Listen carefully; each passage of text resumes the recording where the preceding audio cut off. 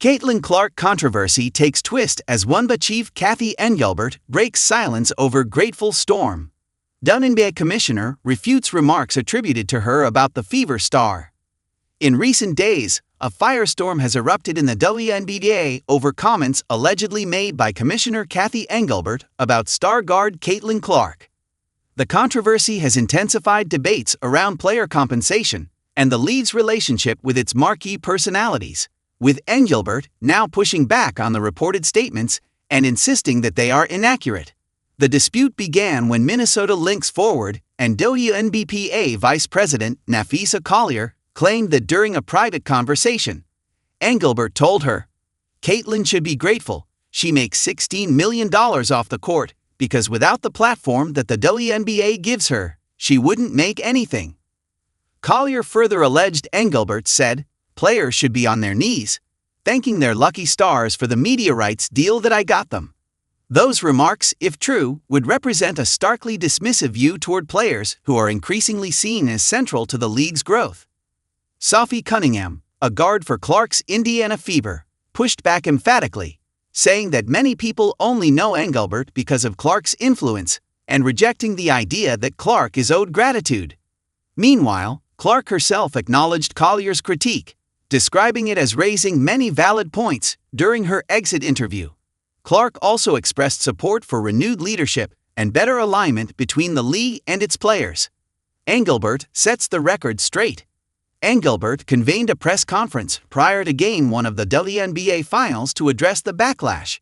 She denied making the quoted remarks about Clark, calling the reports inaccurate and emotionally charged. "Obviously, I did not make those comments. Caitlin has been a transformational player in this league. She's been a great representative of the game. She's brought in tens of millions of new fans to the game," Engelbert said. "Yeah, as I said, there are a lot of inaccuracies reported out there, and I certainly did not say that." She went further in acknowledging the rift that exists between the WNBA and its star players. "I was disheartened to hear that some players feel the league, and that I personally do not care about them or listen to them. If the players in the W don't feel appreciated and valued by the league, we have to do better, and I have to do better." Engelbert also denied claims that she ever told players to kneel in gratitude for media deals, though she stopped short of an explicit denial of that phrase.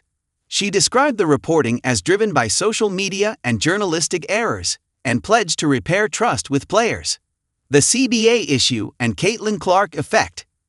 This clash arrives amid tense negotiations over the new collective bargaining agreement. The current CBA expires October 31, and since the WNBPA opted out early, momentum has built for a substantially higher payout to players.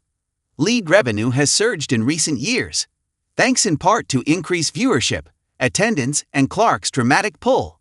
Yet players continue to receive a relatively small percentage of basketball-related income, BRI, which has fueled calls for a more equitable structure.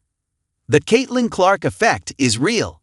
She has dramatically boosted attention and financial interest in the WNBA. She broke viewership records during her college career, and her WNBA arrival has correlated with spikes in attendance, merchandise sales, and media engagement. Yet Collier's allegations contended that Engelbert seemed to minimize that contribution rather than embrace it.